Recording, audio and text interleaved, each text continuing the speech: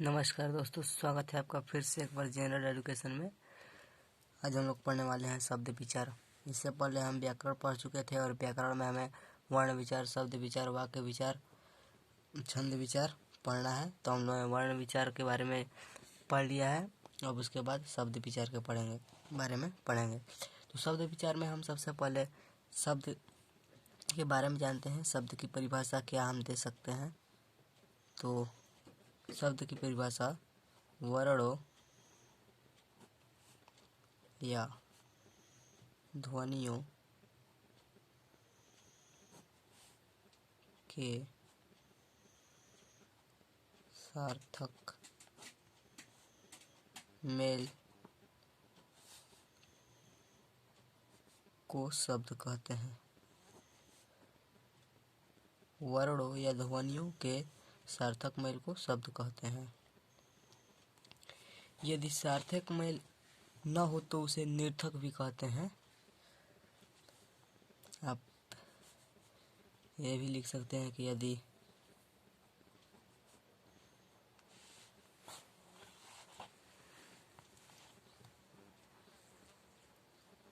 यदि सार्थक मेल न हो तो निर्थक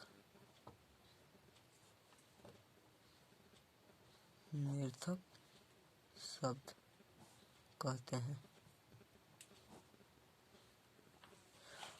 अब उदाहरण, क प्लस ल प्लस म, ये सब क्या है? वर्ण है। तो ये सब के मिलने पर क्या बन रहा है? कलम। ये क्या है? सार्थक शब्द। यदि इसी प्रकार हम लिखें कि कमल,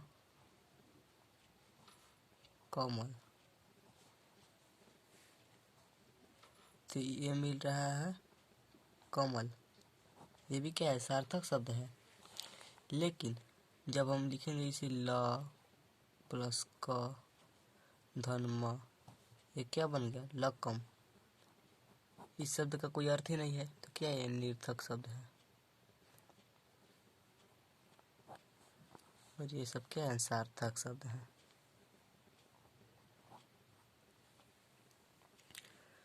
उसके बाद हम देखेंगे कि शब्द के कितने भेद होते हैं। शब्द के भेद, तो जो शब्द के भेद हैं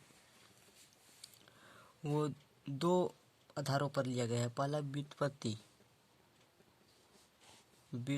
की दृष्टि से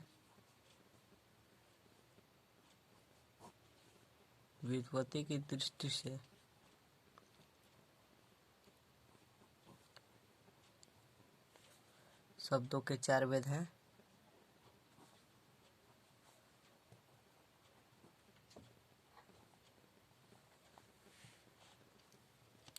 और दूसरा है जो रचना की दृष्टि से।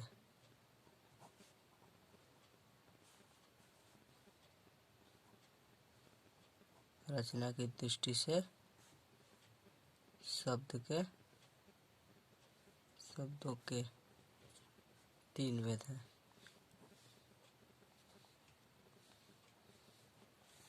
तो हम सबसे पहले व्युत्पत्ति के आधार पर देख लेते हैं। व्युत्पत्ति की दृष्टि से इसमें जो है पहला है तत्सम। आपने इन सभी के बारे में सुना होगा। तो जो तत्सम है ये हिंदी में प्रयुक्त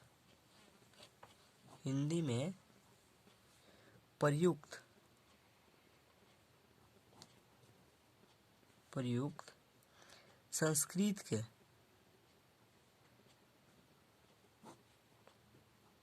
मूल शब्द तत्सम है।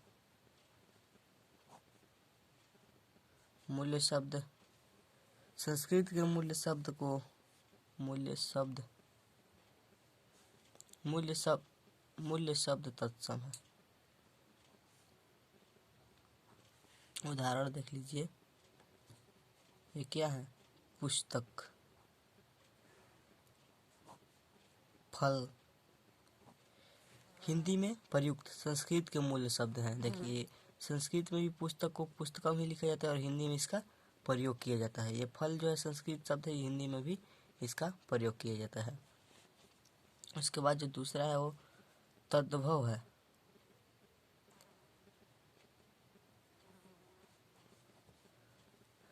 जो तद्भव है ये तत्सम के बिगड़े रूप, तत्सम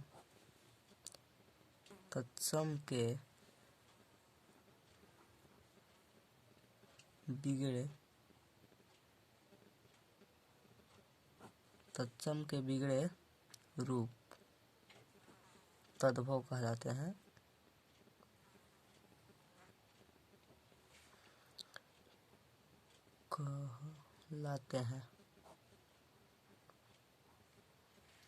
उदाहरण देखिए, तीता, आम आदि। ऐसे बहुत सारे शब्द हैं जो तत्सम के बिगड़े रूप तद्भव कहलाते हैं। उसके बाद जो है तीसरा है देशज।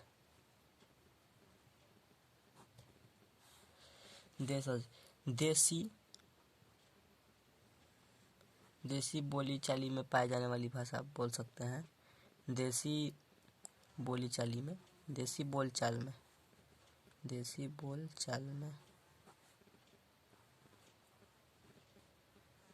पाए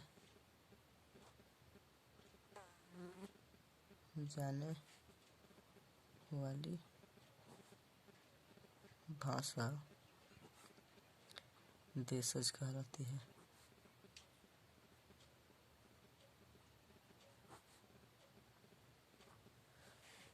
उदाहरण, कुत्ता, खच्चर,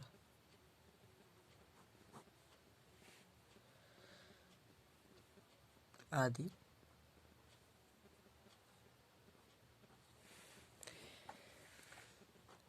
ये देसी बोलचाल में इन सभी भाषाओं का क्या होता है? उपयोग होता है, इसलिए इसे देशज भाषा कहते हैं।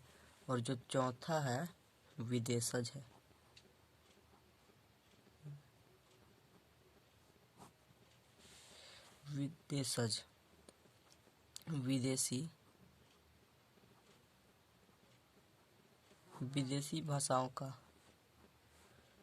विदेशी भाषाओं से आए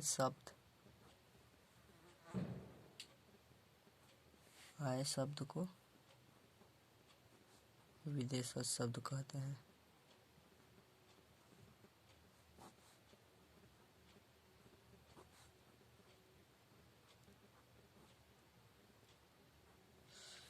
उदाहरण, पेपर।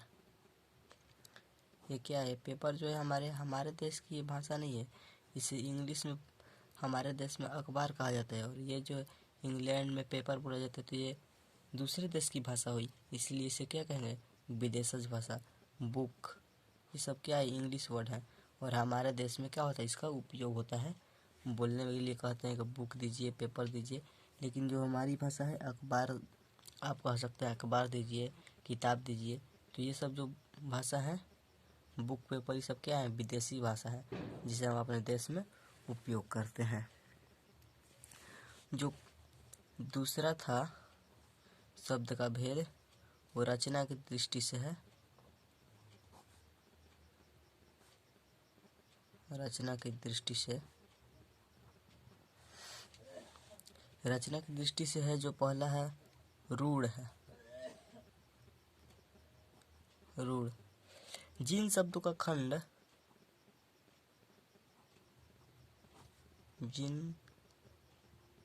शब्दों का खंड निर्थक हो।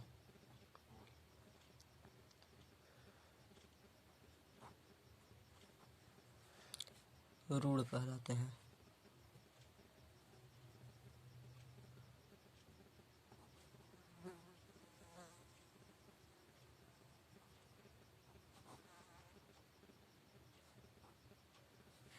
उदाहरण देखिए, राज, इसको तोड़िएगा तो क्या बनेगा? खंड करने पर बनेगा राज, राधन, ज। इसका क्या है? कोई अर्थ नहीं है, तो ये क्या है? रूढ़ है। दूसरा जो होता है हमारे पास यौगिक।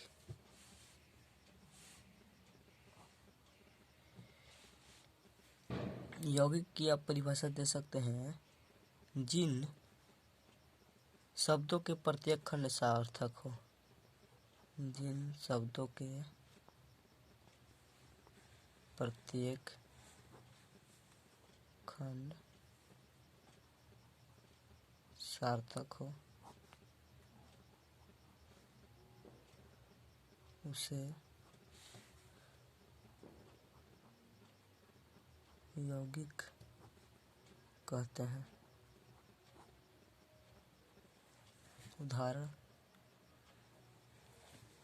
उदाहरण है, उसी के आधार पर ले लेते हैं, राज, कन्या।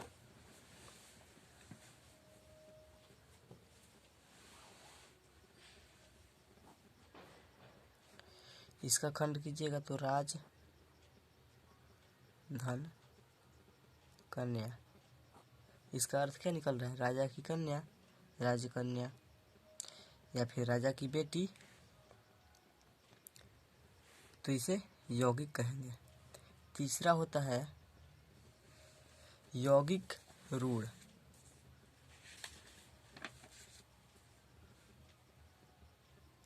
योग रूढ़।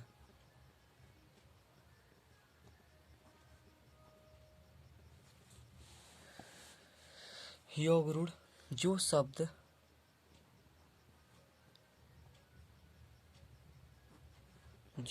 अपने सामान्य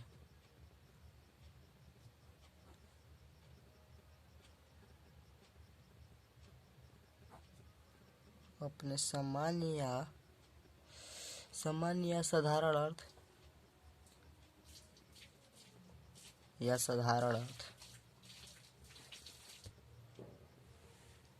सामान्य या साधारण अर्थ को छोड़कर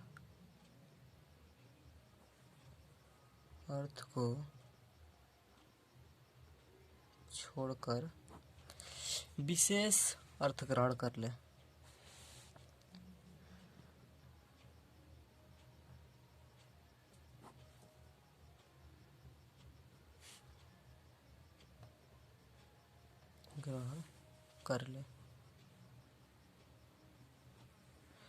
उदाहरण देखिए,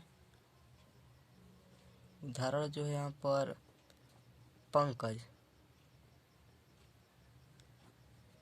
इसका खंड करने पर क्या होगा? पंख, धन, ज। और जो इसका साधारण अर्थ क्या होता है? कीचड़ में जमना।